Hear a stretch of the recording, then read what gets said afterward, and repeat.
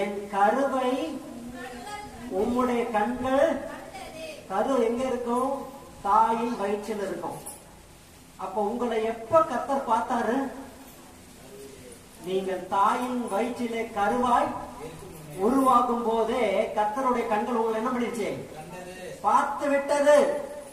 அப்ப கர்த்தர் உங்களை என்னைக்கு முன்குறிச்சார் என்றால், இன்னைக்கு, நேற்று, 5 வருஷம் 10 வருஷம் முன்னாடி கிடையாது. தாயின் கருவிலே நீங்கள் இருக்கும் போதே தேவனுடைய கண்கள் உங்களை கண்டுவிட்டது. அல்லேலூயா. நம்ம நினைச்சுக்கிற ஏதோ ஒரு இன்சிடென்ட், ஏதோ ஒரு நிகழ்வுனால நம்ம இயேசுவை ஏற்றுக்கொண்டோம், ஏதோ ஒரு விஷயம் நம்மை பாதித்ததுனால, ஒரு வியாதி என்னை தாக்கினதுனால, கர்த்தர் சுகத்தை கொடுத்ததுனால அன்னைக்குதான் போல இருக்கு கர்த்தரை ஏற்றுக்கொண்டார் என்று. இது சாதாரண திட்டம் அல்ல அருமையானவர்களே.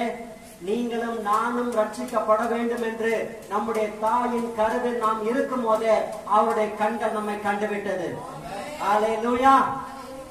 ஒரு அழகான பாட்டு எனக்கு ரொம்ப பிடிக்கும். அழகான கண்கள் என்னை கண்டதாலே முடிந்ததென்று நினைத்த நான் உயிர் வாழ்கின்றேன். அழகான கண்கள் என்னை கண்டதாலே முடிந்ததென்று நினைத்த நான் உயிர் வாழ்கின்றேன்.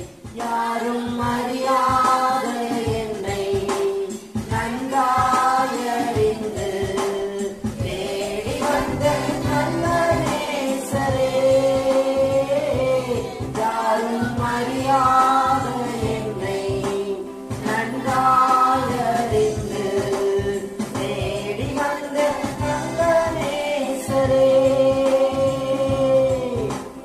அழகான கண்கள் என்னை கண்டதாலே முடிந்ததென்று நினைத்த நான் உயிர் வாழ்கிறேன்.